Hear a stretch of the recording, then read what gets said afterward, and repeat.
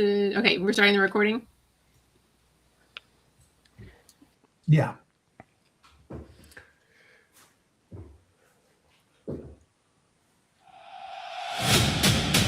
Ladies and gentlemen, DataFam from across the globe, welcome to the Tableau PublicTUG Arena.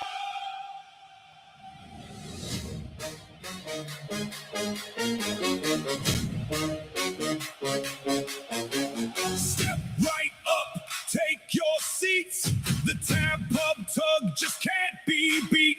From the first whistle blow to the final Viz drop, we don't just analyze, we rise to the top. First up, we welcome a Tableau legend.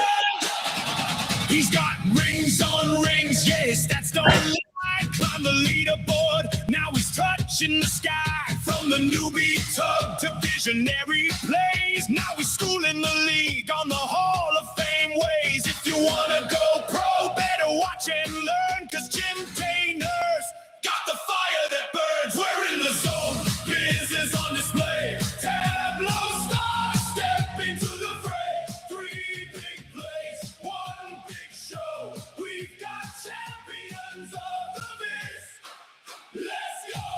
And now coming down the straightaway, Dan Way takes the track. Here he comes blazing his stand on the screen. Beeswarm in motion, smooth and clean. Lap time stacked at the finish line. Fast or slow in a single design. Viz of the day, no need to guess.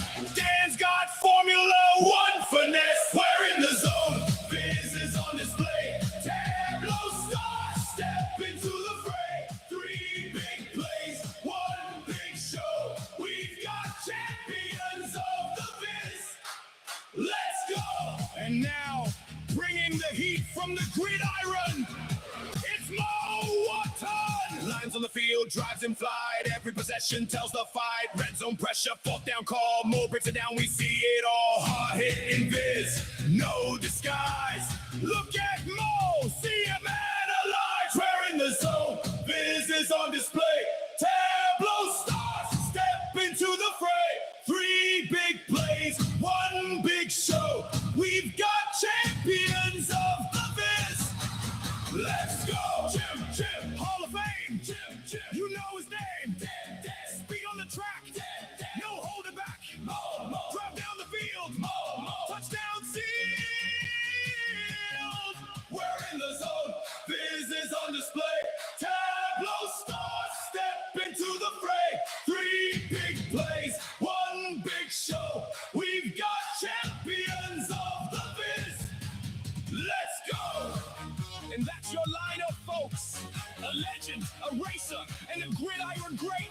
Stay tuned and don't blink, because in this arena, every Viz counts.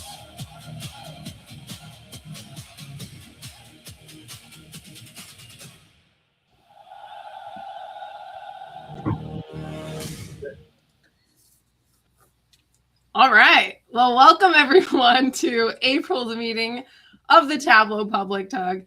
As you heard from that intro song, we have quite a stacked lineup with some champions of the Viz. So let's get into it. We are kicking things off with one of the recent inductees into the Visionary Hall of Fame. Jim Dehner is here in our community spotlight. Then buckle up. We've got Dan Wade taking us on a lap of his Formula 1 Viz of the day. And we will round things out with Mo Wootten, who's going to tackle his NFL Drives Viz of the day. Lots of sports energy. I know these 3 are going to hit it out of the park. And I think that does it for sports puns for me. So your hosts today include myself. I'm Lisa Trescott. We also have Preeti Loda, Rob Taylor, and Eric Howard. Just a little bit more about each of us. I'm Lisa Trescott. I am coming to you all from sunny San Diego, where I hope to see all of you very soon for TC26 in just a few weeks. I'm a research analyst at Miracosta College, been there since 2017, and that's where I first started using Tableau. Since then, I've become an ambassador, a visionary, Iron Viz champ. I co-lead this TUG and the California Community Colleges TUG. And I love Tableau Public. I use it basically as a creative playground to viz about all of my favorite topics and things that bring me joy. Okay, over to Preeti. Thank you, Lisa. Hello, everyone. I am similarly excited for the Tableau conference in a few weeks, but I am stressed out right now because I have 2 sessions. One is fun one, which is Tableau Tip Battle. I hope you all get to catch it in person, and it's also going to be streamed on SF+. So if you are virtual, do catch it. It's going to be a lot of fun. We have great contestants. The judges are secret, so I'm not going to put that out yet, but I can promise you we got a great lineup of judges. I'm also speaking at the conference. This time I'm talking about something that I'm really passionate about, checklists. Yeah, I'm that person who likes to cross things off and create a Tableau dashboard experience using a checklist. So if those themes vibe with you, please do come and check out. Yeah, I have been working with Tableau for close to a decade now. I was just thinking, I was like, how long have I been using Tableau? It's been close to 10 years. So I've seen quite a few versions. And I am a director of data analytics, and I work in higher education, similar to Lisa, at University of Massachusetts. So higher ed TUG, there's a meetup happening for the same at the Tableau conference. So do stop by and come say hi. Thank you all. Who's next, Lisa? Me. Hey everyone, I'm Rob Taylor. I am a 2-time Tableau ambassador. I've got 8 Viz of the days, and this year I made the top 10 of Iron Viz, so super chuffed with that. My work, I'm a specialist BI analyst for JLL, work on the Rolls-Royce account, so working with all their buildings where they build their super big jet engines and nuclear reactors and things, which is pretty cool. I've been using Tableau about 10 years, but honestly, the last 2.5 years is when I really got involved in the community and sparked all my passion for the amazing things you can build on Tableau Public, which I love doing. Like Lisa, it's my playground. I like building fun, ridiculous vizzes just to learn new skills, learn new charts, build amazing things, and just generally have fun. So over to, is Eric next? Yes. Yep, your swag man is up next. So I'm Eric Howard. I'm I think 4-time Tableau ambassador. I've been using Tableau since version 7. And Jim and I relaunched the Nashville TUG after meeting up at TC 19. And I've been trying to present since I think 2017. But I finally broke through in 2020. I spoke at a little-known conference down in Florida on creating visualizations that adapt to your users. Don't know how I got invited to it, but I just said yes. And now I'm speaking at TC 26 using AI for site admins. So like Preeti, I've been hip deep in my presentation for the past month and have been doing the data dev site work. And it's been great. Come out and join us. We have 2 sessions, but mine is the same session twice, so not as much work as Preeti's. And join us first thing on Tuesday. Myself, Lisa, and Jim are all going to be at the newbie meetup. And so come out and meet everybody. We love it. Thanks. We've all got TC on the mind. So a quick look of today's flow. We have a couple of announcements all about TC to kick things off. Then we will get to know our Hall of Fame visionary, Jim Dehner. Dan Wade's going to hit the track with his Formula 1 viz. We'll do a quick swag drawing with Eric, and then Mo's going to hit the field to close us out with his NFL drive chart viz. And I lied. I did have a few more sports puns, I guess, queued up. Okay. Tableau conference, just weeks away, May 5th through 7th, here in my hometown of San Diego. Really hope to see you all. And if you can't make it in person, a lot of it is streamed on Salesforce Plus, and videos of a lot of sessions are recorded and will be available after the conference. If this is your first conference, or even if it's your 5th, 6th, 10th, whatever, there are actually 2 know before you go calls that Tableau is going to put on April 20th. One's at 9 a.m., one's at 4 p.m., both Pacific time, where Tableau is going to, quote, pull back the curtain on the innovation, connections, and legendary fun that makes TC the greatest data and analytics event on Earth. So we're getting those links in the chat. And like Eric mentioned, if this is your first TC, join Eric, Jim, and me at the Newbie Meetup. We're going to give you tips to make the most of your conference, help you get connected with other people, hopefully find a buddy for the conference. I remember my first conference, I was very overwhelmed. I did not go to the Newbie Meetup, and I definitely did not make the most of my conference. So don't make that mistake. This is a great place to kick things off. It is happening bright and early. Hope you're a morning person. It is from 8:30 to 9:15 on the first day. So grab your breakfast and then head down to the meetup space in the Data Village and look for one of our shining faces. And then, like you heard from Preeti and Eric, many of us here are also speaking at the conference. We wanted to share those sessions in case they work out for your schedule. First, our community spotlight today, Jim Dehner. He's going to be presenting with Don Wise on next level spatial mapping. Eric will be presenting with Carol King-Bayer on AI for Tableau admins, blueprint governance and practice. We have my session, Design Beyond Defaults, which is a 5-step custom framework for creating UI.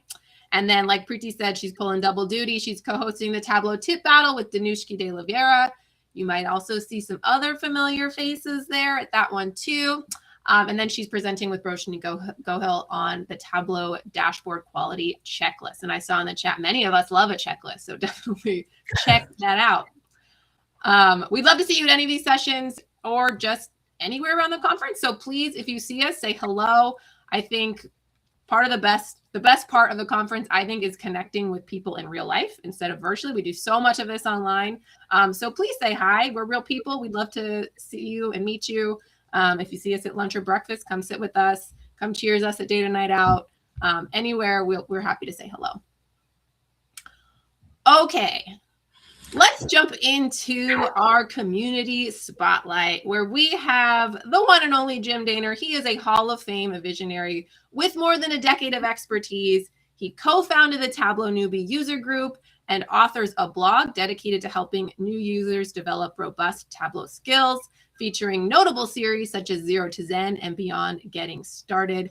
Jim is also located in Nashville, Tennessee, where he co-hosts the Nashville Tableau User Group with our very own Eric Howard. We are so excited to have you, Jim. You are a longtime listener, first-time caller to this talk. First off, I think you've been to almost all of our meetings. First off, we just want to say congratulations on your induction into the Hall of Fame. And I'd love to know what it feels like to be recognized as a visionary and now in the Hall of Fame, and kind of what that's meant to you just personally and professionally. Well, first of all, thank you. And it's an absolute thrill. And you would know because you are a visionary also. So just a quick word here. To become a visionary, there's three things that are really, we really get rated on and you get judged on to become a visionary. One is the product knowledge, and the second is sharing that knowledge among the community. And the third is collaboration not only within the community, but within the dev community, and work with the devs and the product managers. So you ask about what it feels like. It's an honor. I will kid you not. It never gets old. It's always an honor for someone to come up and say, hey, you've done a good job, and we want to recognize that. 5 years ago, when I made, at that point it was Zen Master, before the name changed, I looked at the Hall of Fame and I said, it's too far away. It is never, ever a possibility. So getting to the Hall of Fame was just both a surprise and an honor, both. I'm absolutely thrilled. Well, there's honestly no one more deserving. You have helped probably all of us at some point or another, answering questions in the forum or just with all of your generosity of your knowledge. So thank you. All right, so can you take us back to the beginning, right before all the visionary stuff? How did you first get started with Tableau, and kind of what does that journey look like for you to get where you are now? Yeah, I'm surprised to hear everybody say they're 10 years of experience, because I've got 10 years of experience. I actually started on Tableau 9, and I was an independent consultant. And just a quick word about my background. I've got a background as an engineer, and I got a business degree, and I managed product lines and that sort of thing. I didn't have an IT background. So I was working with a client, and the client said to me, hey, look, we're going to Tableau. We want you to learn Tableau. You know more about our data than we do, so we want you to learn it. And not to worry, it's exactly like Excel. And it was like, oh my God, like 2 weeks later, I'm sitting there, haven't been able to figure anything out, haven't been able to get anything back to the client. And it's like, this is nothing like Excel. This is so totally different. And I realized I was in over my head at that point. And I had to figure out, well, what do you do? You know, how do you get smart on this thing? And I'd gone out and I'd taken all the online training, and there was a good part of it I didn't even understand what the words meant. You know, things like ordinate and cardinal partitioning. And it's like, hey, I'm an engineer. I don't understand what that stuff's all about. And I stumbled across the forum. Okay. And I started going out there and looking, and I said, hey, these guys kind of know what they're talking about. And the forum was a great place, not just to see questions come up and see how they were answered, but also to learn from other people, because I could download the workbook, I could reverse engineer it, and all of a sudden, hey, I started building these skills along the way. And I thought, well, I'm going to start answering a few questions. And after getting beat up a little bit, I started accumulating some points, if you will. And at that point, we had a rolling 12 leaderboard, and I started moving up on the leaderboard. And it was about 6 months into this thing, I got contacted by a lot of you know her, Amanda. I'm just going to say Amanda. If you know, you know. Okay, I got contacted by Amanda, and she asked if I wanted to be an ambassador. The process was different then, back in the day. Okay, and I thought, well, sure. And I also thought, if they only knew how little I know about this, I hope you don't lose your job because of this. Okay. But I said, sure. And I started getting very serious about learning Tableau at that point. It was like, well, look, you got to kind of hold up your own. And they would add 3 ambassadors a year. And at that point, there were only forum ambassadors. There weren't social ambassadors, there weren't public ambassadors, there were only social ambassadors. So I had to go out and learn a whole lot in a hurry. And I kept climbing up the leaderboard. And we got to the point that I'm trying to remember the exact year, but I think it was right before COVID hit. I started doing a few presentations here, and maybe Eric and I were working in Nashville. I don't know if I've done any presentations in Nashville yet, but I know I'd gone to a couple of the Nashville TUG meetings, totally intimidated, totally feeling like everybody in here knows more than I do. And well, I got to the point that after doing a few presentations, a guy in India contacted me. I don't know if you know Sagar Kapoor, but Sagar was in India, and he said, would you be interested in being the data doctor? And I'm, what are you talking about? And he wanted me to do a monthly presentation on any topic, and they were mostly how-tos, because that's what I was doing at the time, how-tos. And I said, well, sure, I'd do something like that. And literally, I'd go to the forum and I'd look at questions that were being asked repeatedly. And I said, well, okay, that's something that people want to know about. And I'd figure out how to do it, and I'd make up a presentation. And I'd go out and I'd make the presentation in India. And then I'd take the workbook, and I'd have the workbook that I could use when I answered questions. And I'd reference the workbook, and I'd maybe attach it to the, question. And that went on for about a year, and I'm getting more and more visibility in the world of Tableau, but mostly outside the U.S. It was mostly in India. And then COVID hit, and I think it was the first. If you remember what was it called? TFF, Tableau Fringe Festival? Fringe Festival, that's what it was, the Fringe Festival. The Fringe Festival. I presented at that, and I thought, oh, well, this will be kind of fun. And I thought there'd be like 50 people at the Fringe Festival. And if any of you were at the Fringe Festival or signed up for it, there were like 2,000 people signed up for the Fringe Festival. And it was like, wow. And that really kind of launched what I was doing in the States. And at that point, on the rolling 12, I was at the top of the leaderboard, and in terms of both answering questions and points and in accumulating points along the way. It was also about that point that we found out about, at that point, Zen Masters. Well, I'll just say visionaries, but it was Zen Masters at that point. And somebody nominated me to be a Zen Master. Once again, the process was different. Then somebody nominated me a Zen Master, and I got a letter back. We're sorry, but we're not going to, you didn't make it. And I went back to Amanda and I said, Amanda, what do I have to do? And she said, well, nobody knows who you are. And I thought, what? I mean, here I'm doing all this stuff on the forum and nobody knows who you are.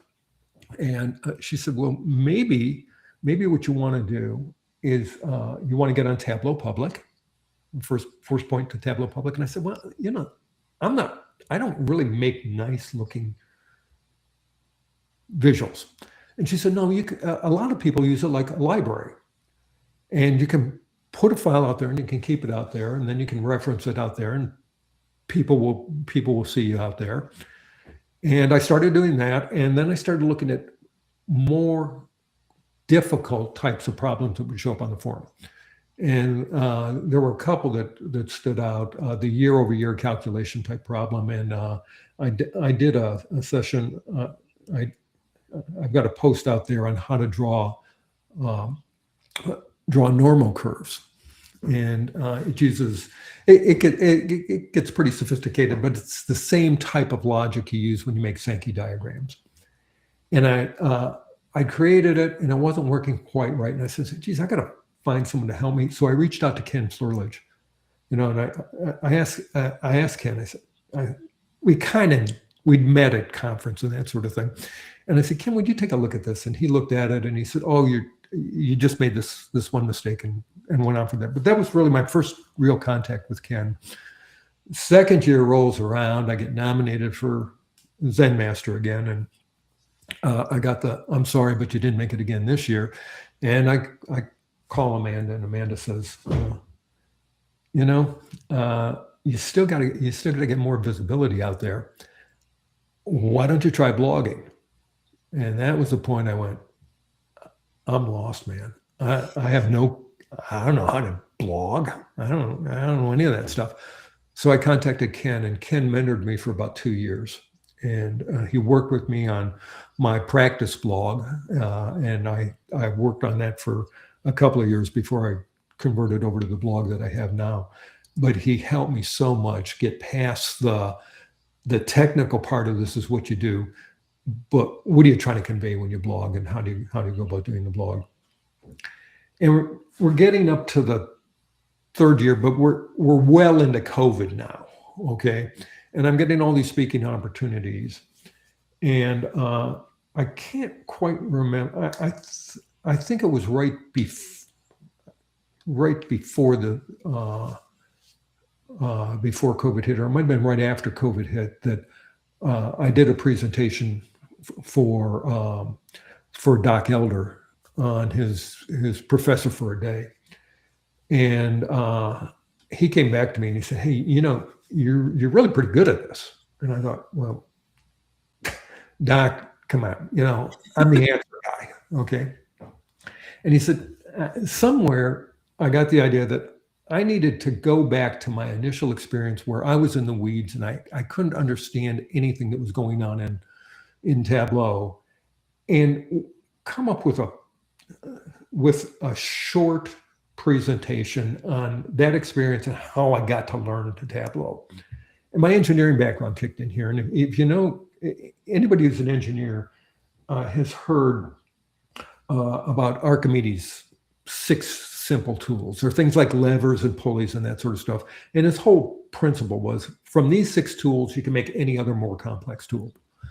So I had this wonderful idea that I was going to have these 5 principles that you could use. And if you understood those principles, you could do anything in Tableau, or at least you could get started and you wouldn't be fumbling around like I was. So I put together this presentation. And Preeti, this is where Boston TUG comes in. I got contacted by the Boston TUG, and they wanted me to do a presentation. And I thought, well, how about if I do this? And they said, well, yeah, you can do whatever you want. You're going to be our featured speaker. And it's like, well, you guys are really making a mistake if you want me as a featured speaker. I mean, if you don't know the Boston TUG, it says Boston, but it really covers all of New England. And they had like 150 people on the call. And it's like, oh my gosh, this is just way over my head. But I went out and I did the presentation about the 5 principles, and I'm thinking like, well, I'm going to do this. I'm going to bore your socks off, and nobody's really going to care about this. And then I started getting messages back, from people. They said, well, you really ought to take this thing and build it out into a whole series rather than just this 30 or 40-minute presentation.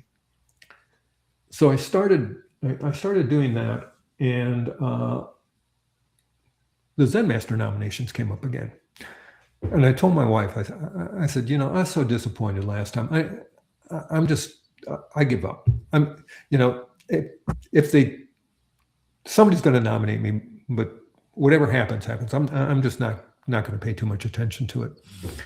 And lo and behold, one Saturday morning, I got up and I got the email from Amanda, and I expected to say, I'm sorry, this is not what you want to hear, but it starts out, congratulations. It's like, what?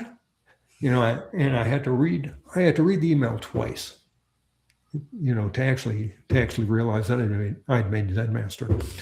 And at that point, I was just about to launch that series, and it was going to be under the 5 principles name. And I said, well, we're going to put a hold on that. And Eric might remember this. But it was at that point I put a hold on it because I was going to start this series that I was going to do through the Nashville TUG. And then I thought, well, we're going to change the name of this thing from Zero to Zen, because it kind of plots my course from being at ground zero, where literally I knew nothing about Tableau, to the point that I became Zen Master. So that's kind of the long version of how I got to be a Zen Master.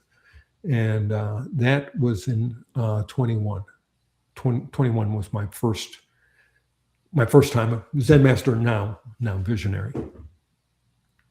Well, I'm very happy you didn't give up and that you persisted. We all know your name now, so you've definitely made it.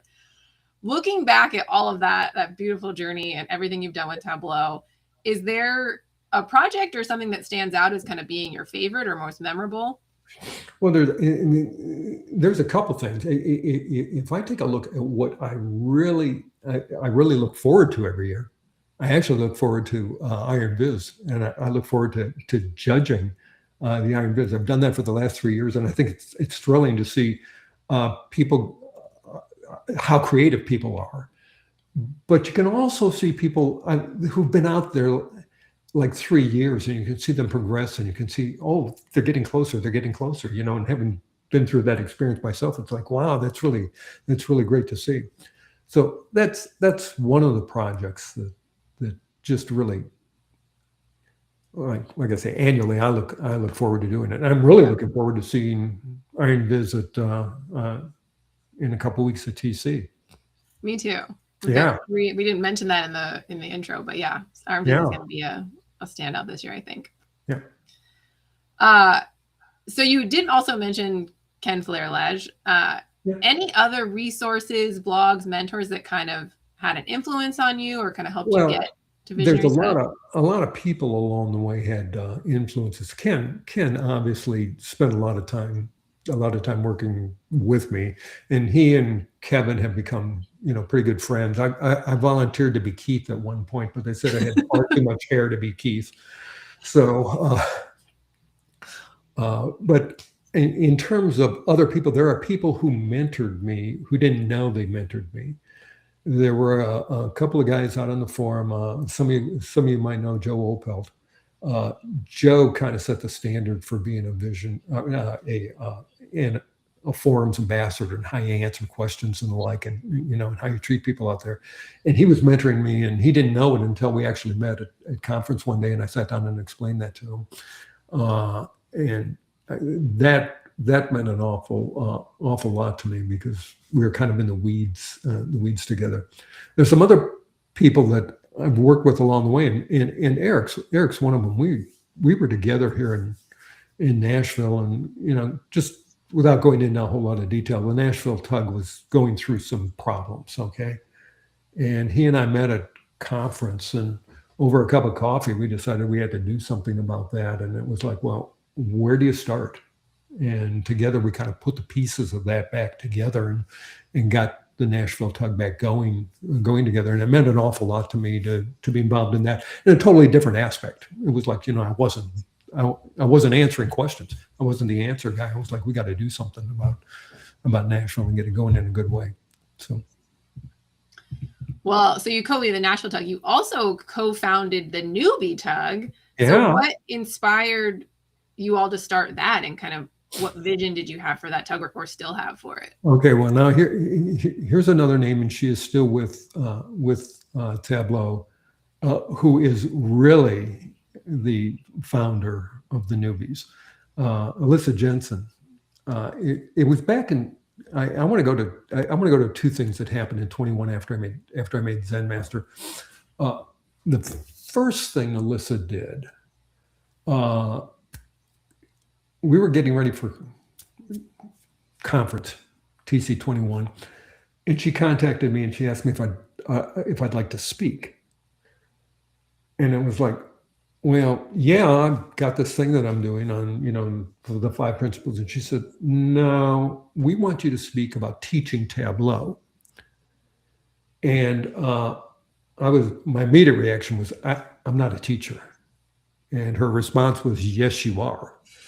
And I had to completely rethink my role and what I was doing. And this was a real turning point, a real pivot point in my career.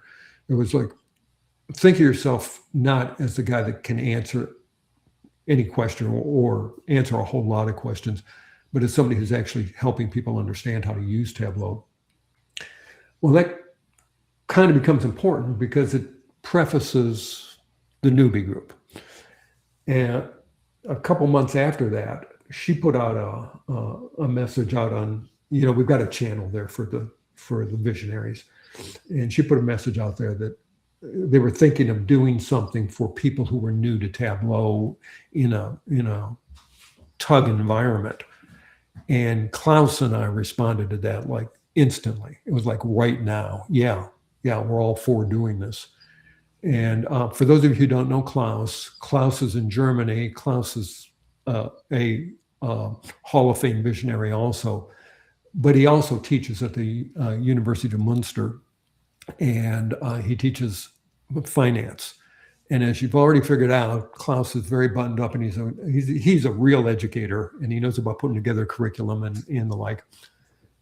And I'm not, so to speak. So we worked well together, but what they needed and what Alyssa talked to us about was, it was not newbies new turn on the, I just loaded Tableau, I don't know what to go. It's not a training program. It were people who came to Tableau who didn't feel comfortable in other user groups because the content was over their head. The terminology they didn't understand, and they wanted a group to help people feel like, tugs were something they wanted to be involved in, knowing that we would transition them out of the Newbie Tug and into other tugs like your tug or like the Analytics Tug or like the Boston Tug or whatever. And that's the real genesis of it. So we've been doing it now. This is our fifth year. And it's something that I'm really proud of, and I think along the way we've affected a lot of people. You definitely have, and for you to hear you say it's been 5 years, I'm like, wait, has it really? Because I remember when that tug first started out, and it feels like it just started. So thank you for all you've done for newbies and for everyone in the community in general, myself included. What is one piece of advice that you would give to someone who is just starting out in Tableau? Okay. Be yourself. Be genuine. Be what you want to be. Don't be affected by somebody else, I guess is the way to say it. Everybody's on a journey. Not everybody is going to end up being a visionary or an ambassador. You decide where you're going in your own career and where Tableau fits in that, and find that role within the community and be comfortable with it. Don't be pressured into doing something else that you're really not comfortable doing. I found the forum and I started answering a lot of questions, and I felt comfortable being the answer guy until somebody kind of took the blinders off and said, no, you're having much more of an impact. And then I had to get comfortable with that. And once I got comfortable with it, things like the newbies came around, and it became part of, like, that's who I am, and that's the impact that we can have on other people. But it's okay wherever you are if you say, well, that's where I want to be. I don't need to be any more than that. For people wanting to get to go on to be a visionary, for example, and they want to continue working on that, understand that the visionary title, if you will, comes as a recognition of what you've done. It's not a goal. It's not something you try to achieve. There are no standards. They said, well, it's not how far you run or how high you jump or anything like that. It's people recognize what you've done and how you've impacted others in the community in those three areas that we talked about earlier. And it's a recognition that you've earned that position. So. Yeah. Well, thank you. That's fantastic advice. I also feel like so much of what you touched on was other people seeing us before we see ourselves. Oh, yeah. Like you are the ultimate Tableau teacher. You've taught me and so many people. So thank you for all of that. Thank you for sharing your story and your journey with us. Well, thank you. And I hope to see you people at TC. And like was mentioned before, if you see us, stop up and talk to us, take the selfie. We'd love to talk to you all. We really would. So come join us at the newbie meetup first thing, Jim's session. We put the link in the chat. We hope to see you there. I'm excited to see you, Jim. We'll see you in a few weeks. Okay. And I'm going to turn it over to Preeti and Dan. Thank you, Lisa. Again, I would like to echo, thank you, Jim. I agree. Yeah, I've learned so much from you, and I always appreciate everything you do. Okay, fun, exciting part. Next up, we have Dan Wade here. Dan is a data analytics consultant at the Information Lab and currently working for a UK telecom client in their digital analytics team. He stumbled into Tableau during his first role after university and now has been using Tableau for close to 4 years. In 2025, Dan was named the DataFam Rising Star. He was in the list, and he went ahead to become a first-time Tableau ambassador also. Congratulations, Dan. Dan currently has 3 Viz of the Days under his belt and has been nominated for the Vizzy Award, and he loves Formula One. I have a confession to make, Dan. I stopped watching Formula One when Lewis Hamilton did not win that race. I will talk to anybody about that race. But yeah, I'm really excited. I love Formula One, so really excited for your presentation. I'm still scarred by that race as well. It's like in Harry Potter, that who shall not be named. We don't talk about that race. No, we do not talk about who won the championship that year. No, we just move forward. We keep smiling. But Lewis is on a comeback. I think we'll see some good things with him this year. Amazing. Right, let's get started. So, yeah, thank you for that very warm introduction, Preeti, and great to hear kind of Jim's story. It's great to hear from people that have been in the game for much longer than I have, and it's still inspiring to hear those stories. So I'm sure many people can resonate. As Preeti said, I'm a data analytics consultant with the Information Lab here over in the UK. And today I'm going to be talking to you about one of my Formula One Vizes. It was a Beeswarm Viz that I created last year. If I move across onto my next slide, we can see it here. We might even be able to pop it in a chat. So this was a Beeswarm that I created using one of Tristan and Jessica's Viz extensions. Essentially, it looks at all the lap times across the 2024 season and displays it in more of an artistic format rather than an analytical format. So this was quite a creative project for me. And as I'll come on to explain, we'll see how we got there, and I'll show you how you can do the same.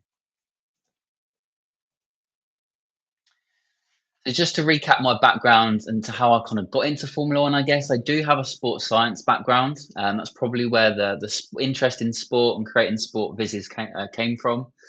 But as Preeti said, I didn't start using Tableau until just after university, where I kind of stumbled across it. For any of you that are familiar with another Tableau Zen master, Matt Francis, he actually delivered a mandatory 2-day training course in order for me to get my Tableau creator license. And that set the foundation for me. I fell in love with Tableau and kind of spent the next 2 years while I was at the Sanger Institute trying to find ways to bring Tableau to new people. So it definitely lit the spark for me. Then I moved to the Information Lab, which is where I am now. That's a photo of my first day in my cohort where I went through training with the Data School, which is a 4-month intense training program, learning everything about data analytics and Tableau. You're deep into the weeds of LODs and table calcs, Viz best practice. And it's in classroom learning, right? So it's Monday to Friday, 9 to 5:30. It's intense, it's hard work, and you pick up so many skills and it's so rewarding. However, there comes a point where you graduate and you think, what's next? And I really wanted to kind of keep up my Tableau skills, be consistent. You know, I didn't want to kind of fall off that pace. So I started looking around at other challenges that are out there. You know, you've got the Makeover Mondays, you've got the Workout Wednesdays, and they felt like quite a big commitment for me. I didn't really feel like I had the capacity to dip into a Makeover Monday every week.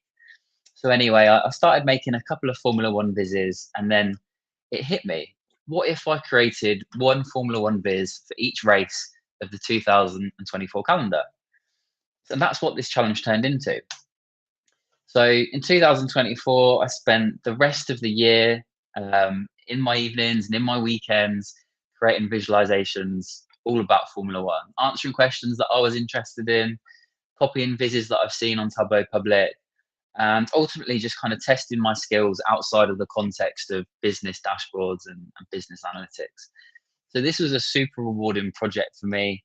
I earned 2 Viz of the days from it, including the Beeswarm Viz. These projects resulted in tens of thousands of views across Tableau Public and LinkedIn and Twitter, and was a big contributor into becoming a Tableau ambassador. So yeah, a heavily rewarding project. But in terms of inspiration, you know, we've all got these inspirational pieces of content that we've seen across Tableau Public. But for me, Formula One, to set some context, you know, it's a heavily data-driven sport, right? You've got hundreds of sensors on the cars. You've got data points collected all around the circuit, right down to kind of weather variables. And some of that information, some of that data is actually posted, is shared via APIs and posted online. So if you're interested in, you know, Formula One data, I recommend checking out the Formula One Reddit, where people create new visualizations, they talk about the data, they find interesting points to kind of go beyond the conversation that you see on TV. So this is where I got a lot of my inspiration from. But there's 2 other creators that I definitely look to in terms of Formula One inspiration from Tableau Public. First is Anastasia. She makes some great storytelling pieces on Formula One, and is currently doing a really good weekly blog, which is great to stay on top of.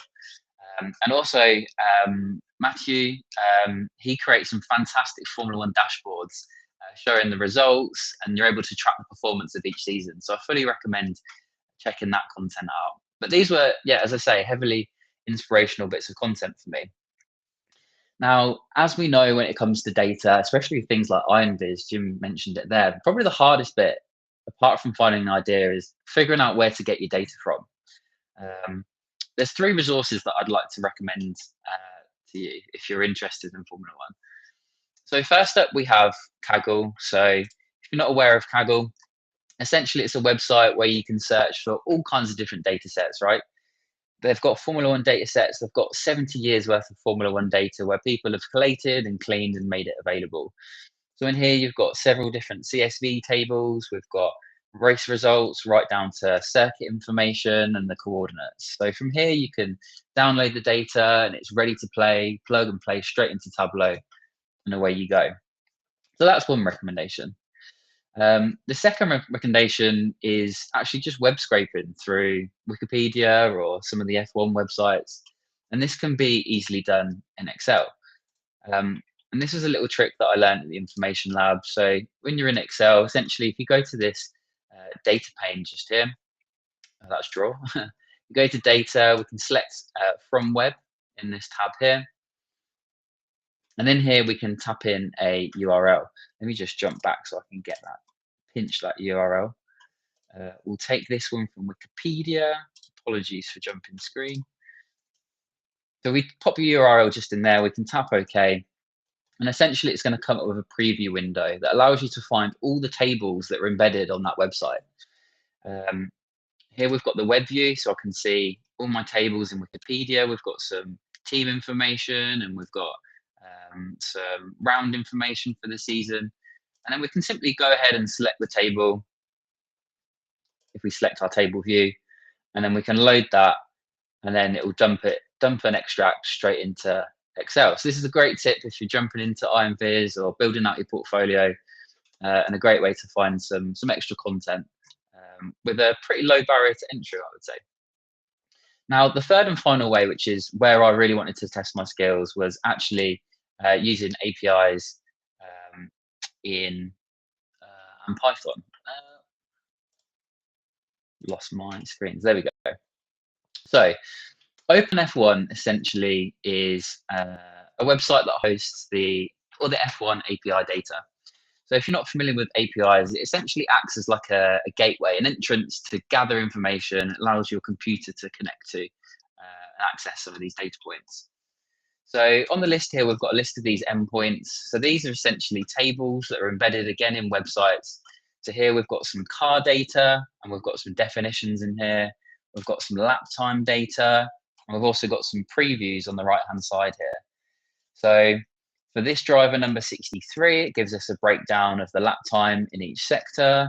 We've got some information about whether the driver was on an out lap or an in lap, which refers to whether they were coming into the pit.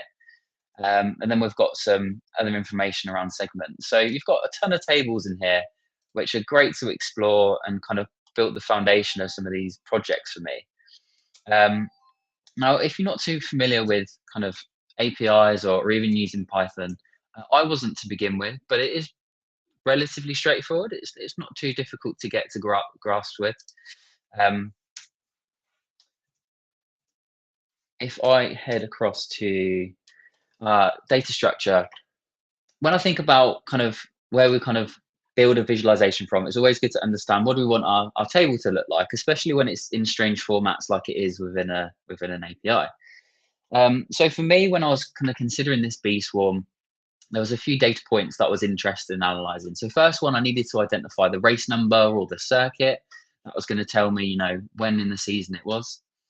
Next, I needed to identify the event. So within a Formula One race weekend, you've got qualifying sessions, you've got testing sessions, and also sprint sessions as well. So I needed to kind of be able to filter that down and identify the races.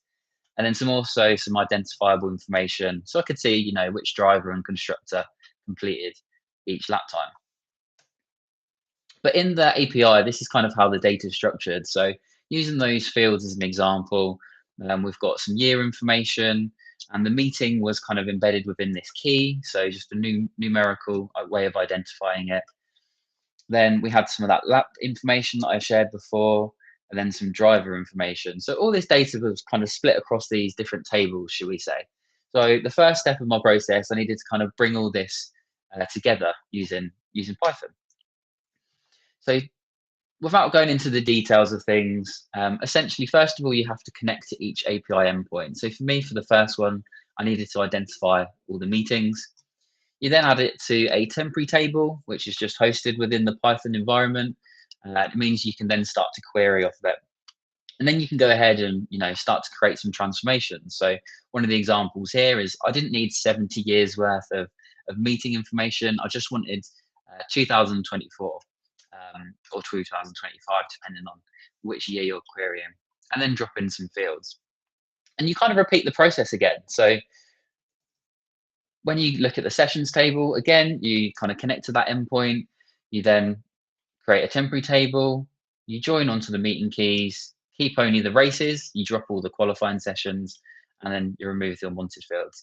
So then you get another kind of snippet in terms of what that might look like just below. So hopefully this is kind of piecing it all together. And then finally, we've got some more where we look at the lap times, where we join those to the race sessions. Same again with the drivers. We join those to the lap sessions. And eventually you end up with a bit of a kind of simplified table that looks like this. So in Python, I just downloaded it as a CSV. I've got the meeting, the session, the lap number, the lap duration, full name and team name. And this way I was able to start to build out my visualization. Now let's rewind a second and think about what a Beeswarm plot is. So essentially it's a way of showing kind of distribution. So if you've got lots of different data points, if you're thinking maybe like sample superstore, you could have all your different products, you could have all of those item prices. Now, if you aggregate those, you only see one view. But if you're wanting to see kind of the density, how many item prices are around the same point, you can't show that from a bar chart. So we look at our distribution charts in order to do so. But a Beeswarm is slightly different in the sense that we use an indexing value to plot them on a y-axis. So if points are very similar, instead of plotting them over the top of each other, we just pop them above or below. Now, previously, when you were doing this, probably Jim's and Eric's and Lisa's, before Viz extensions came in, you had to blog about this. You had to come up with the indexing calculations and write calculated fields. But now we're blessed with Viz extensions, which we can access now in Tableau Public and Tableau Desktop. And this is exactly where I went to do this. Let's give you a demonstration. So here I am on LaDataViz's website. So here we've got some of the advanced visualization generators, which is what I used initially to build this. So here we've got the Beeswarm chart. So this gives you a bit of a template to build your chart from. So the first thing you can do is select your file. So the Excel that I downloaded from the Python script that I created, we can go ahead and open that. Now, first of all, we need to identify what's on our x-axis. So for me, that's going to be our measure. Our measure in this situation is our lap duration, because that's the thing that we want to plot along the left and right of the x-axis. So if we go ahead and select lap duration, we get a bit of jumping around, which we can turn off with this collision of forces, which just makes it more of an animated viz. Give it a second. While that's still loading, I'm actually going to change the size of the field to constant. I'm not interested in having different sizes depending on the driver. I just want it to be all the same. So as you can see, it's slowly starting to come together, like in the example that I showed previously. There we go. And that's essentially kind of the foundation of what I worked from. So from here, we can download a CSV into our downloads folder, and then we can plug this straight into Tableau. So let's jump across. Now, in terms of kind of where you are in the distributions and kind of the charts that we can use, to set some context again. So if we're interested in the meeting name, there's a couple of questions that we can answer. So, You know, if I'm looking at each of those circuits on the calendar, I might be interested in, for example, the average lap duration. So if we right click and drag that onto columns, we can select average. We get a nice little bar chart. And if we sort it, we can see here that Belgium has the longest average lap duration at 117 seconds. If you watch the Belgian Grand Prix, it goes around the hills of the Styria Mountains. It's gorgeous, but it's a massive circuit. So that gives you a one-dimensional view of what's going on that race day, right? Now, what else you can do is you can break this down a little bit further. So let's say, for example, we again drag meeting name onto rows, and we drag on our average lap duration onto columns. This time we've got it selected as a circle plot. Now, if I'm interested in distribution again, if we're talking about, I want to see all those points, like where does the spread of those lap times sit? So, for example, I might be interested in the average lap time per lap number. So again, some context. In a Formula One race, each car is loaded up with about 100 kilograms of fuel. And then during the course of that race, they burn off that fuel so the car gets lighter. So naturally, as the car gets lighter, the car gets faster, lap duration times come down. So I'm interested in seeing, you know, how do those lap numbers change depending on the circuits? Now, I can't see this in this view. But if I go ahead and drag lap number onto detail, we then start to see a bit more of a distribution. So we're getting a little bit closer to our Beeswarm. Here we can see, if we take Belgium as our example again, we've got this little circle mark down here. So this is lap number 1. So when they're heavily loaded with fuel, the average lap duration is 201 seconds. Now, compared to some of the other circuits, we can see this is trailing way behind some of the other slowest average lap times. So already we're starting to kind of paint a picture and tell a bit of a story. If we kind of hover over and look to the left-hand side of our Belgian Grand Prix, we can see we get these like clusters of average lap times. So up here, right on the end, we've got lap number 40. We've got lap number 37. You know, some of these lap times where the race speed is generally a lot faster. Now, that's particularly interesting when we're comparing across other circuits. So we can see that, you know, the fastest average lap times in Belgium are actually nowhere near the likes of the Austrian Grand Prix or the Canadian Grand Prix. But again, we're not as one-dimensional as a bar chart. We're a little bit more two-dimensional because we can see this like spread. And we can now see kind of the density because we've added a bit of color and we've added some transparency on the color marks. But with a Beeswarm, we can actually stack these marks on top of each other, right? It enables us to see every single data point. So it's far less analytical, but it does help in terms of understanding the shape of our data. So if we're looking to understand and make comparisons, then it's a little bit easier to do. So let me just hide that. So here's an example I made earlier of some Beeswarms. So in here, again, we've got average lap duration on columns. We've got our meeting name on rows. But this time we've added the y-axis that we downloaded from the CSV from the LaDataViz extension. So the y-axis, as I said, it essentially stacks these data points on top of each other. So instead of being on one horizontal row, these are on additional rows. Now, I'm starting to actually like this Viz because not only can I see the density, I can see how many data points are kind of surrounding each of these lap durations. So again, looking at our Belgian Grand Prix, we can see kind of the distribution sits quite heavily. That's the Bahrain. Belgium, we've got these 3 kind of main center points where our lap durations are occurring.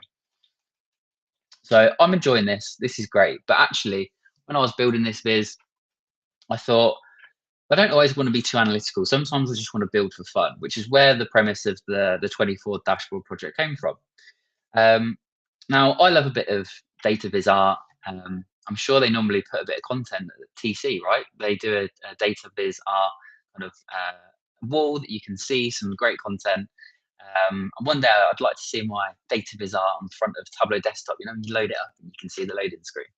Maybe that's one to work on. But if we then take this view, right, what happens if we kind of stack it all on top of each other? So this means essentially we've still got our lap duration on columns, we've still got our y-axis on rows, but this time we've removed our meeting name and added it onto colors.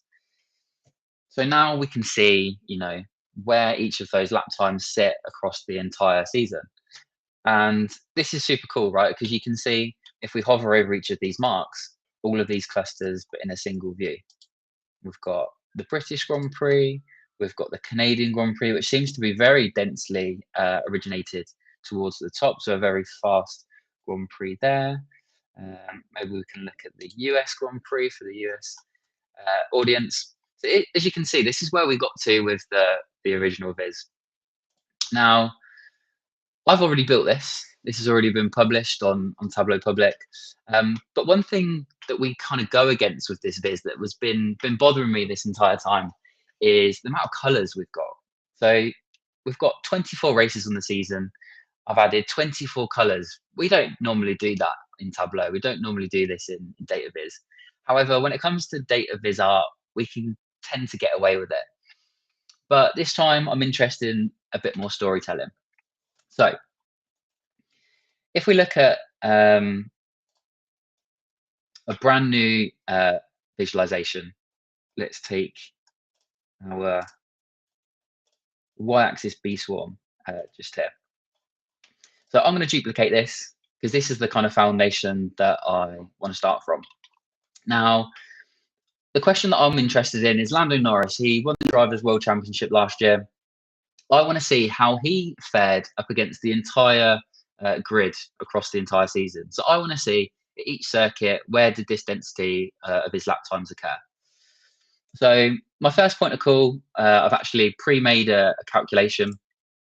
So here we've got our driver name, and we've just done a equals Lando Norris. So this is going to return a true or false. So if I go ahead and drag this onto color,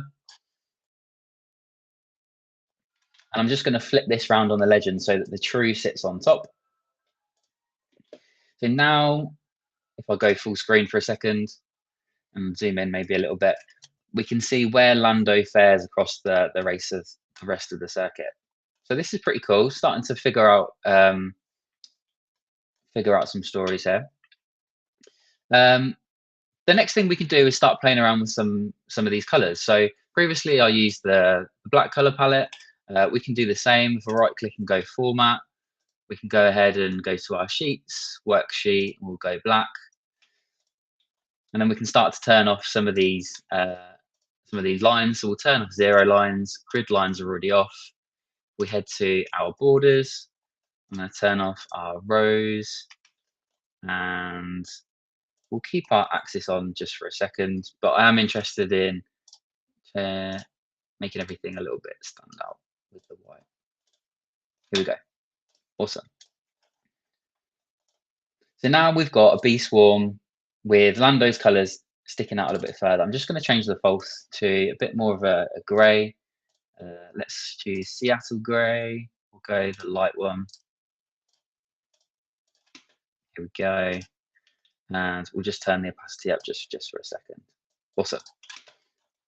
So here we go. We've got Lando Norris at each of these circuits, and we can see where he currently sits. The final step we want to do is throw this into a dashboard, add ourselves a title, and we can color code with a legend. And now, hopefully, I've got a brand new Viz I can upload to Tableau Public, and fingers crossed we might get another Viz of the day. So this was how we could build Beeswarm charts. If you are interested in learning a little bit more, I do recommend checking out Tristan and Jessica's website, LaDataViz. However, they also now have Viz extensions already included as part of Tableau Public, which we do have open in here. So if we go to new Beeswarm, if we hover over our marks card, right down the bottom here, we have Viz extensions. So if you haven't seen this section already, if your current license at your employer isn't on the latest, I can't remember when they brought this one in, but it is available on Tableau Public as well, which is great. So you can get involved. Here you've got a list of all the Viz extensions readily available to go right in Tableau Desktop. And we can go ahead and select our Beeswarm Viz, where we have some descriptions. We've got a bit of insight as to how Beeswarms are created. And again, we've got a few instructions. I'm just going to do the same as what I did on the website, just to give you a demonstration. So we're going to drop lap duration on our x-axis. On our dimension, we're interested in our index ID field. So we're going to drop that onto detail. Now we've got 26,000 marks. So do bear in mind that this is quite heavy. Hopefully you've got some other data sets with some smaller sample sizes. So we do get a bit of rendering delays going on. But here's what it looks like when we filter down to a single driver, which I think looks pretty cool. If we start to add in a couple more, we start to add in Carlos Sainz, Charles Leclerc. We get to see some animations going on, which I think is pretty cool. And then the final Viz, if it loads, my laptop is almost coming up with steam. You've got kind of the final product for the 2025 season. So there you go. You've got two ways of building Beeswarms, using the Viz extension on the website or the embedded Viz extensions in Tableau Public. So I'll leave this one up on the screen for you. And yeah, I just want to say thank you very much for listening. And if you've got any questions, feel free to reach out via LinkedIn. It's probably the best way to get hold of me. And otherwise, back to Preeti. Well, thanks, Dan. Preeti had to jump off for another meeting, so I'll take over from here.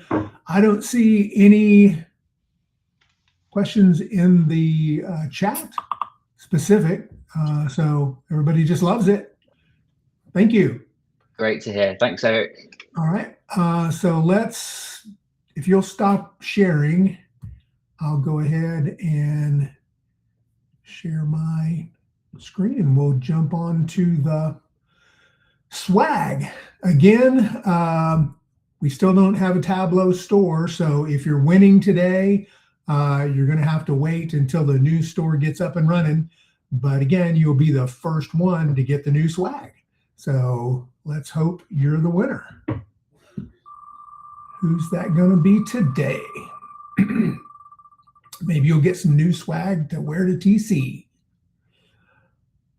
Ulysses, yay! You stuck with so many times, Ulysses, that just goes on and you miss out. But Ulysses Campos, cool. If you will email tableau.public.tug@gmail.com or DM me in the Slack today, we will get you set up whenever that becomes available. And thanks. Let's move on to our next presenter. And that would be Rob and Mo. Take it away, guys. Thank you, Eric. And yeah, thanks again, Dan. That was super interesting. Loved seeing the live build and all the different techniques and methods you use. Really cool. But our away team today, I'm introducing Wootten. Huge fan of Mo's. He's definitely helped me progress my career massively. He's been a Tableau ambassador since 2022, and he turned sports data into Olympic medals. He's super cool. So Mo works with the British Olympic and Paralympic teams. He creates award-winning analytics that improve athlete health and performance. When he's not helping these athletes reach the podium, he's pushing Tableau's boundaries with such cool creative visualizations. Definitely check out his profile. I'll post that in a second. He's got 4 Viz of the days, and he co-leads 3 super cool communities. So he's a co-lead of the London Tug, the Sports Tug, and he also co-leads Sports Viz Sunday, which is where I met him and got to know him well. But today he's bringing his expertise in small multiples and creative map layers with this NFL drive charts. So yeah, super cool to see how you built this. I love this one because I know how technical this must have been and how confusing this data would be to someone who doesn't know NFL, and you make it really simple to understand what happened in the game. So yeah, over to you, Mo. Thank you very much. Right, we're going to get turtles for a second, and then we're going to get hopefully some slides. Right, there's your turtles. There's some slides. Cool. Yes, thank you very much for that introduction, Rob. Very kind and very generous. Yeah, so as Rob said, I am an award-winning data analysis and visualization expert, and I work at UK Sports Institute, and I help Olympic and Paralympic sports use their data to make the athletes go faster and keep them healthier. That photo is myself and my colleague who worked at British Curling from a couple of years ago when we won the Sport and Insight Award at the Sport Industry Group Awards, which is kind of the Olympics for people who work in the sports industry, for the work that we've done with British Curling, which helped them have their most successful Winter Olympic Games in 2022, winning a gold medal and a silver medal in the 2 team events. So that was a really cool thing to be involved in. I've started using Tableau in about 2017, 2018, which in my head still doesn't feel like that long ago, but hearing everyone else talk about how it's nearly a decade makes me realize that it is actually quite a long time. And I've been a Tableau ambassador since about 2022. I think like a lot of people, and a little bit like Jim said, it was the pandemic that really gave me a real boost, I think, to get involved with the community. I wanted to kind of use that time while I was at home to do something productive. And I've been putting off getting involved in the community, to be honest, because I didn't really know where to start and it all felt a little bit nerve-wracking. And so that gave me the right opportunity to jump in. I'm also the co-lead of London TUG, which is an in-person quarterly TUG that we have in London in the UK, and Sports TUG, which is a remote virtual TUG that we have about once a quarter as well, where we bring together sports professionals and anyone who is interested in sport. The Sports Viz Sunday community initiative is currently on hiatus, but hopefully we're planning to be back later this year as well, which will give people another way in to a bit of what's going on. So what are these lovely lines? These are what I've called NFL drive charts, and they are something that I made that filled a gap that I was very surprised to discover, and then even more pleasantly surprised to get Viz of the Day. And I'm going to walk you through a little bit like where the idea come from, a little bit about what they actually are and how to read them, and then a little bit about how to build them. I'm not going to go into the technicals. Sadly, I'm not going to do a live demo like Dan, which was a very cool thing to watch. But I want to give you kind of a bit of an idea of how to use these things, and particularly about map layers and layering map layers. I started out in Excel, and layering things on top of each other to create different images without having to try and draw them out in one go was a real eye-opener for me, and changed the way that I think about making visualizations permanently. And so this might be able to be a bit of a gateway for some other people potentially. I'm going to start with why do this at all? And I don't mean talk here, which is something I like doing, but why was I making these at all? And the answer is fantasy football. I've got a group of friends that play fantasy NFL, which I love to get involved in. And the problem I was having was that it was quite difficult to catch up on what had happened. Obviously, the NFL tends to be played in American time zones. I live in England, the British time zone, and it can be quite difficult to kind of find the time to watch the games. It's certainly difficult to watch all of them live. And I wanted a quicker way to see what had happened beyond the score. I wanted to understand kind of like the flow of the game, a bit more of the story of the game, so I can understand what I needed to focus on in a really kind of quick way. I could pick out something unusual that had happened, or maybe some trends that were occurring. So there was a little bit of an early influence kind of going around this idea of, can you put an entire game into a single visualization? This is something that's starting to happen in football, in soccer. So this is a screenshot of something that The Athletic have started doing, and Opta as well. And this is kind of what they call momentum charts. So it's showing how much one team is attacking compared to another team, who's having most of the ball, creating dangerous chances, and when they're scoring. And this gives you a real idea, if you haven't watched the game, of actually how it ebbed and flowed, who was on top, without you needing to get into the detail of shots on target or kind of any of the real nuance that requires you to understand the game. This gives you a much better idea of what was happening, whether it was a surprise. So I had this kind of idea floating around in my head. I also had a lot of work from Christina Seach, who I think is one of the best designers out there. I've included a few screenshots of some sports vizzes that she's done. And I'm always absolutely enthralled by her ability, again, to compress a single event down to a really dynamic visualization. So you can capture the story of what happened in this sporting event as much as you can capture the result. And that was really kind of what I was wanting to go after. And I was wanting to build something that sort of evoked this idea of being able to provide the story as well as the result too. NFL visualizations.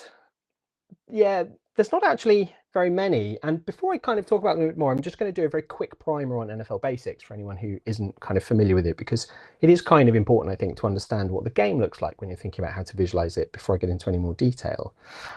So for anyone who isn't familiar, you score 2 teams, and you score by catching or running the ball into the end zone, which gets you 6 points, or by kicking the ball through the posts, which gets you 3 points. I'm being very basic. It's a lot more complicated than that, but these are kind of the main things that you need to know. The team who has the ball has 4 attempts, they're called downs, to move the ball at least 10 yards or score some points. If you're really good, you can throw it 50 yards straight into the end zone, job done, or you can try and grind it out 1 yard, 1 yard, 1 yard, and then get 7 yards at the end. Usually what happens when they get to the 4th down is that the team punts the ball so that they can get it far away.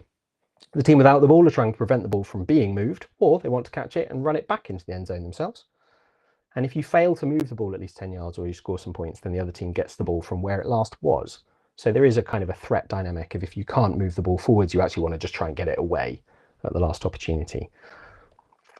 What does this mean for visualizing? And I think this is quite important, like I say, to understand the flow of a game, to understand how you might want to visualize it, to understand the rules. What's the point? Well, primarily it means that an NFL game is a series of discrete events. So if you think back to that soccer visualization where it's all a lovely flow and area graphs, that doesn't necessarily work in the same way because soccer is continuous, played over 90 minutes with not many stops in play really, whereas the NFL is broken down into plays and drives, and then everything stops and you can change team members and do other things like that. It also means that it's incredibly data rich. There's a lot of data being captured at any one point, and the stopping and starting gives it, again, this very kind of rich space to capture data as well. It makes it a lot easier to kind of compartmentalize it and describe it. And you get a lot of variation in the detail, but a very simple purpose. Like I say, the purpose is to move the ball, but how you move the ball and who moved the ball is all extra detail. But you can boil it right back down to actually the point of is to progress the ball without the other team getting hold of it and score points. So actually keep that kind of at the center of what's going on. So I talked a bit about some general influences. I also had some very specific NFL influences. This is Bo McCready looking at college football and the NCAA Football National Championship. So you can see he's really taken advantage of this discrete nature of the sport by putting lots of little lines in to show kind of plays and drives and show where a team was relative to where they were trying to get to. He's got them always starting from the inside out. So the outside is the end zone for the team that has the ball. And then on the right-hand side is something that actually really sparked my curiosity. And this is where drive charts really came from. So this is a scan of a page from 1912, where they're describing a football game between Yale and Harvard, and they're using it by drawing lines on a pitch. So they've drawn the outline of the pitch, and then they're just using it to mark kind of which team progressed the ball in what fashion. And when I started really thinking about that, I thought this must be, I've not seen any of these being done modernly, but these must be really common, right? Surely it seems like such an obvious thing to do. And as I've said, the game is very discrete. It's broken down. The simple purpose is to progress the ball. This is a really neat way of trying to capture what's happened in one go and how the game has developed. But actually, there aren't many people doing this at all. There's a couple of people who've looked at it. There are some variations, which usually involve a 3D axis, so that you're looking at how high they threw it and whereabouts in the pitch, whether it went left or right as well, but they're not focusing on just the straight kind of who had it and who didn't have it and where did it get to. And I thought, well, there's a gap here. There is definitely a space for me to build something which will both could be interesting, could be new, could be novel, which is always nice to do, but also will scratch that itch for me of describing games visually to give me something to look at so that I don't have to try and work too hard or consume too much information to catch up when I'm following the NFL from afar. Data everywhere. So I talked about the sport being data rich. It's incredibly data rich, and I got all of my data for this from NFL FastR. There are over 300 variables inside this package, and you can either connect to it through R, or they also put a big CSV of all of their data up onto GitHub as well. Helpfully, they have an interactive data glossary, which is what I've put a little screenshot here, so you can actually search by word to see which fields and which might involve that word. So this is just a snapshot of if you search for touchdown, so getting the ball into the end zone, There's all sorts of detail telling you which team, which player, whether it was a passing touchdown, a running touchdown, whether the defense scored a touchdown, all sorts of stuff. And that exists for kind of every action that can happen. So it's an incredibly deep, incredibly rich data set. And actually that led me astray to start with, I would say. I thought, great, what I want to do is build something that allows you to see everything. I want you to be able to see if it was a pass, if it was a throw, whether it was a penalty, whether the ball was caught by the opposing team and how far they ran it back and all of this stuff. And that's what this little kind of screenshot is here. And that needed Tableau prep. So I thought, great, I'll use a bit of Tableau prep. I don't use it very often, but I can use it here, kind of build some more things in. Actually, what happened was I discovered that I was using Tableau prep to build a lot of fields that already existed in the dataset because I hadn't looked properly. So it's a reminder to always read your data glossary or read through your data properly, even if it is quite expansive, so you don't find yourself duplicating work that's already been done. And as I was kind of going through, I was just feeling like this is too complicated. I really like this kind of picture on the right. I like this idea of being able to show all of this information, but actually this is going to be very difficult to build. Because I was building this in map layers, each of these rectangles and triangles was being drawn. I'll talk a bit more about that in a minute because I still use map layers. It's just a huge amount of work, and also it's still quite difficult to read, and it's quite difficult to explain to someone else. So I'd spend the whole time also not really necessarily understanding what was going on. So I thought, right, I need to go back to basics a bit. But something that did stay is this idea of data scaffolding. And this is where you introduce some other data to your data set to broaden it out. This is really important if you're doing anything with map layers and you want to start drawing shapes rather than just plotting points. And again, I'll talk to that in a minute. But I had my data set, which is the hyper on here, and then I just used a data scaffold of 4 extra points, and I used the noodle. I just used relationships to put it together in Tableau.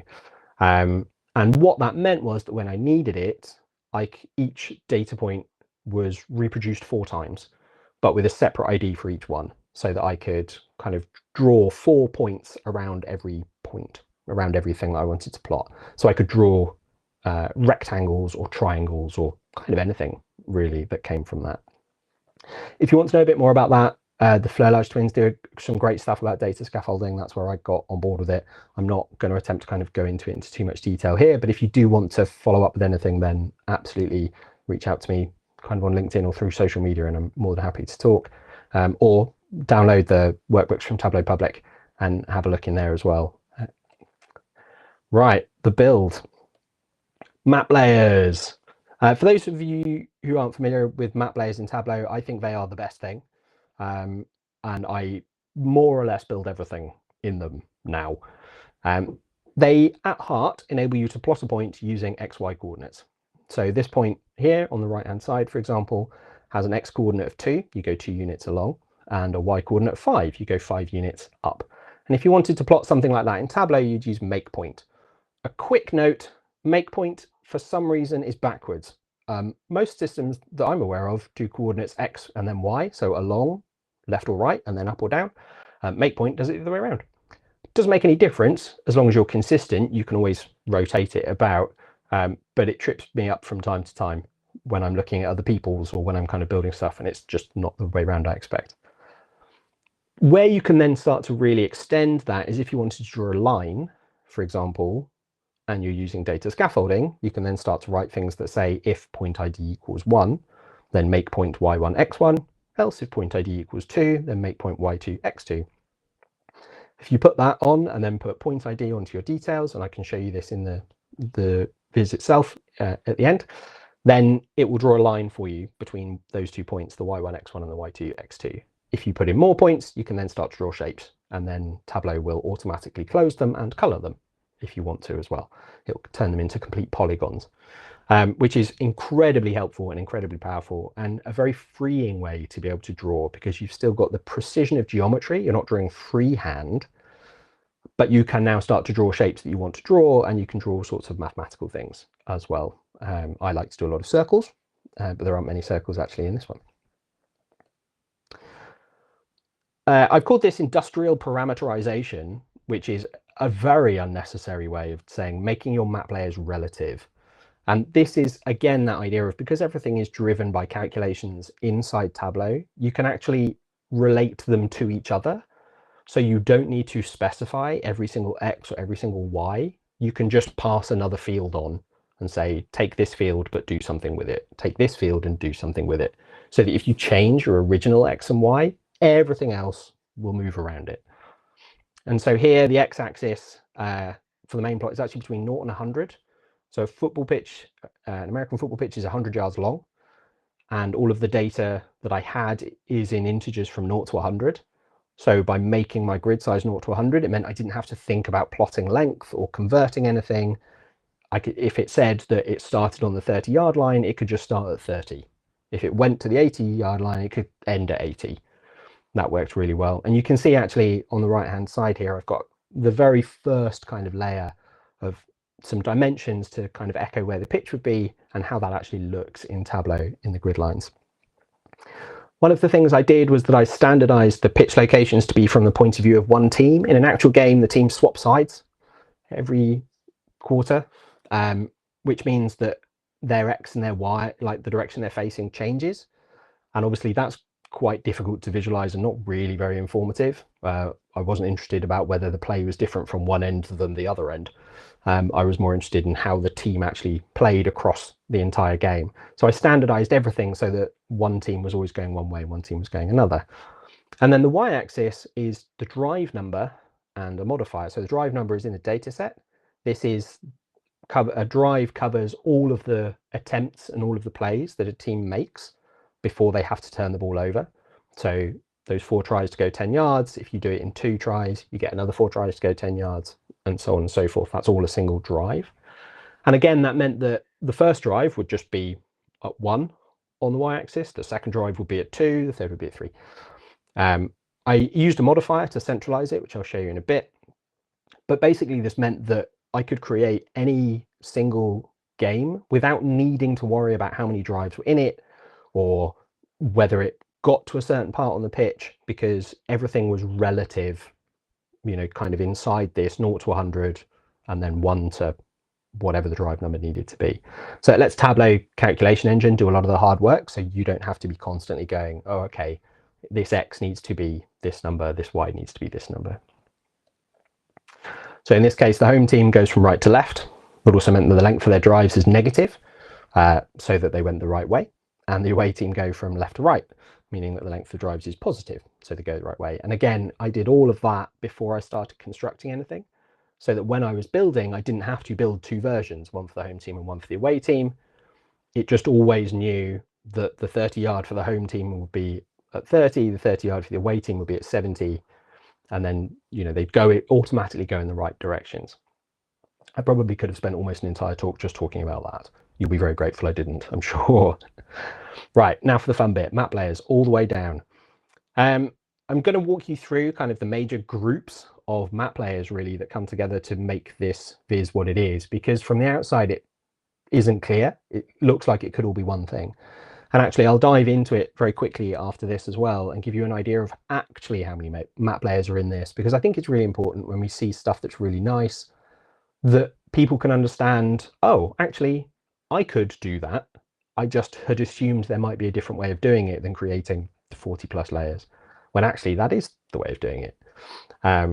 So kind of I wanted to give you that, and also just give you an idea of how the Viz kind of builds and comes together.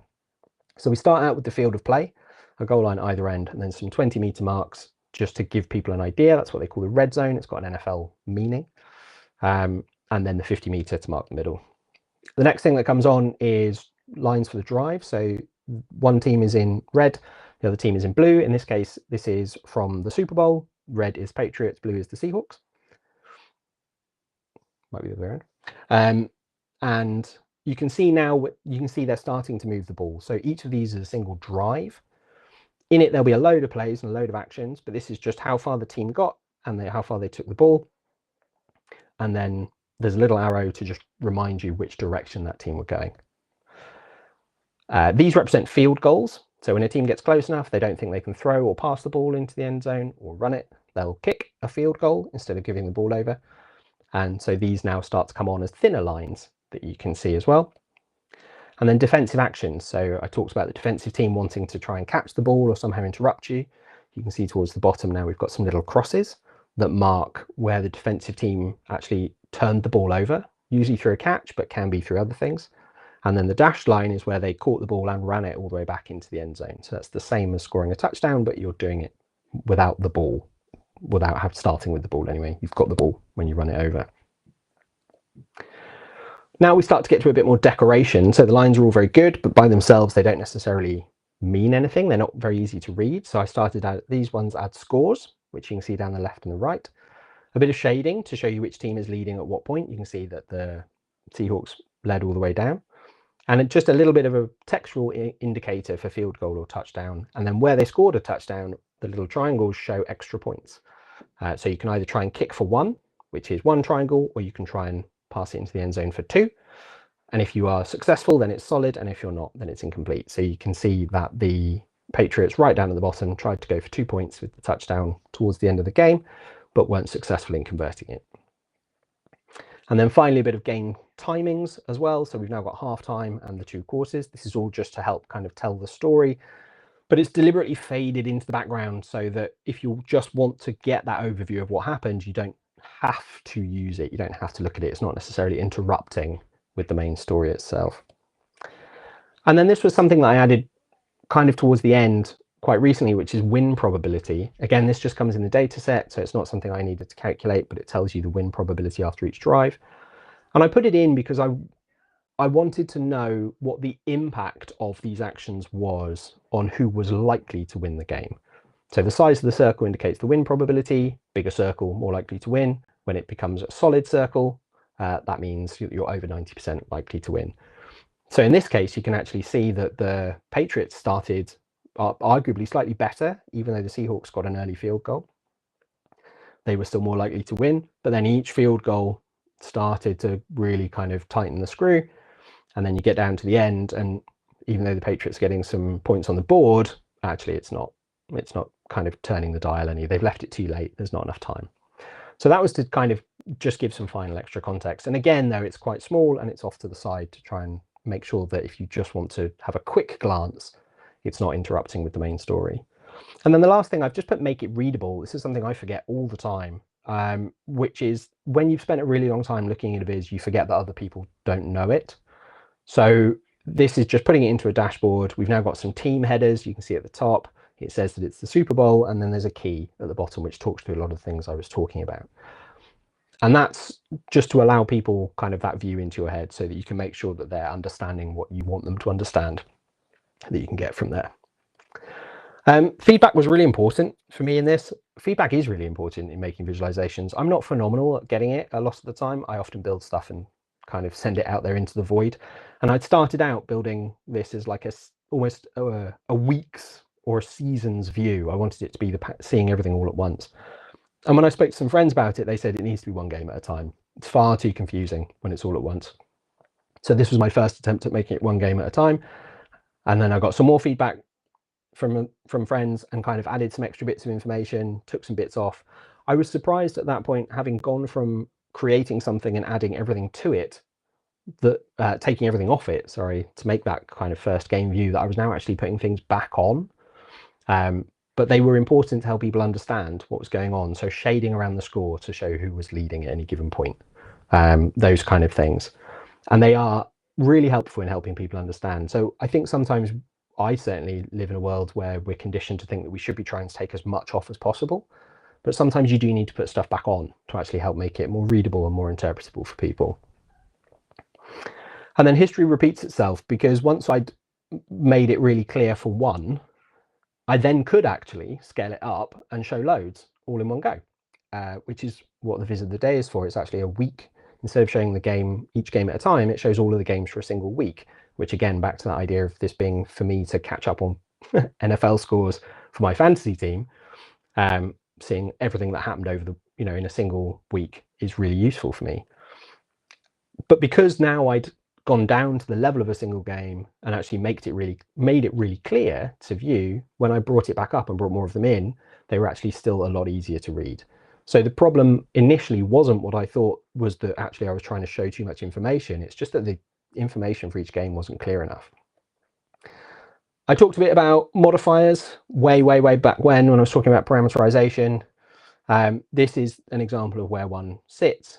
So here, for example, I wanted everything to be centered so that you didn't get these weird gaps appearing where one game was a lot longer than another game, where there are more drives. So here you can look at what is the length of the longest game and create a modifier, again, inside a calculated field that just moves the y-axis for games that are a bit shorter. So if you've got a game that's got 40 drives and a game that's got 20 drives, it can move the game that's got 20 drives to sit it in the middle so that it kind of, they all look visually like they're in the right place. And this is just an example of that one. Right, interactions and a peek under the hood. This is supposed to be Tableau Public, and I've just shown you a load of slides. So this is what it looks like when you actually see it. So you can see it's actually quite a lot bigger than it looks, which is in order to keep clarity. And because Tableau is so great for interactions, there is a little bit of a tooltip, which I'm hoping you will be able to see. And this shows you just a bit of in-game context for each drive. How many plays were there and how many yards did they gain? And what was this an effective drive? Was the team being effective generally? So if we look at this first game here, so this is the Pittsburgh Steelers narrowly beat the Baltimore Ravens. We take this very first drive for the Ravens that ended in a touchdown, first drive of the game. You can see that it had the most plays of any of their drives during the game, and it was the most yards that they gained as well. But Pittsburgh had a couple of drives that had more plays, so more actions going on, but still didn't actually get one that went quite as far. So it's just, again, if you want to dive into it, that kind of extra context. And then if I just hop into edit, so the web edit for Tableau Public, if you've not used it, is really good. It's not quite as full featured as actually using the Tableau Public software, the downloadable software, but it's pretty close. And it enables you to do stuff without needing to download anything, which is great. And I said I'd give you a quick peek of actually how many layers this is. So I talked about this being 7 steps of layers and then a dashboard frame. This is actually all of the layers that it takes to build kind of these games. And this is drawing everything out kind of one at a time. So this is, I'll see if I can show you one. So this is just drawing those 2 goal lines. And you can see there's a lot going on there, which is all in that parameterization idea. So it tells it, okay, we've got 4 points. These are where we need to put them. And the data kind of, Tableau works out for itself where it needs to go. I've not coded 4 points into the back end with specific X and Y coordinates and use that as a data source. This is all being calculated by Tableau kind of as we go along. So there is a lot happening in there. It does take quite a lot if you want to kind of build something like this, but it's not glamorous. And I suppose that's kind of like my final point, really, like I say, is that if you're thinking about building something and you know how to build it, but it doesn't feel like it's glamorous, just build it the way you know. Because one, something that's built is infinitely better than something that isn't. And also you would be surprised that actually a lot of stuff you might be looking at and thinking, wow, that's really glamorous, I could never. Actually, if you look at it under the hood, you could, and you actually would understand kind of how it was made. Yeah, so that's kind of everything for me, really. So thank you very much. That was really cool, Mo. Like you say, similar to you, I build a lot of things in map layers, and I think the real potential of it is you can have that many layers and it all works nicely, and the beauty of all the different layers allows you to segment things out. We've got a lot of comments about your map layers and all the different things. We've just seen one question. So Dan says, do you wish map layers were easier to build in Tableau, or do you like the creative challenge? I love the creative challenge, is the short answer to that. And do I wish they were easier? Yeah, really, I do.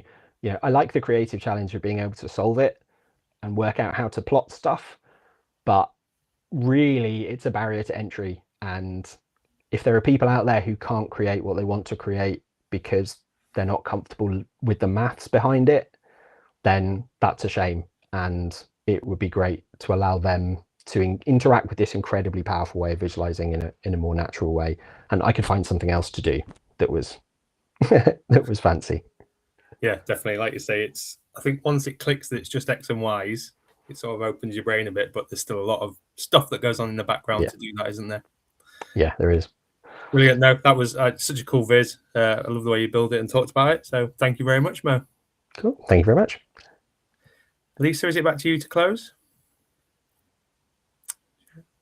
It is. Let me share my screen and just thank everyone again for these amazing presentations, these vizzes, the interview. Somehow you all have made me care about sports just by putting some data to it. So thank you for that. Thank you for your time. Our next meeting is going to be in June. We're taking May off. You know, we've got a lot going on with TC in May. So we'll be back here on June 18th. And we have, again, 3 amazing speakers. We have Reka Srivatsan. She's going to be here. She's the CMO of Tableau. So we're excited to be chatting with her. We also have Johan de Groot showing up his NPO Top 2000, and George Gorzinski taking us through the rising wave of natural disasters. So some really great speakers and great content. Again, we hope to see you there. We also, one last plug, hope to see you in a few weeks at TC. Please come say hi to us. We're excited to chat with you. And just thank you one last time. Thanks again for everyone being here. We'll see you next time. Thanks, everyone.